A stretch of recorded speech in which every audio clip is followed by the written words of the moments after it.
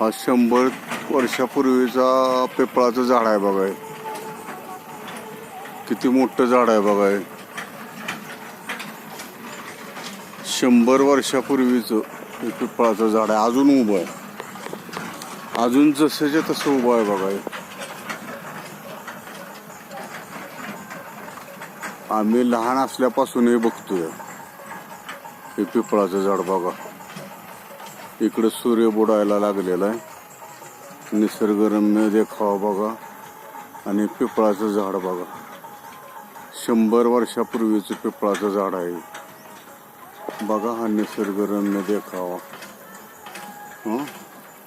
कसा देखावा आहे बघा.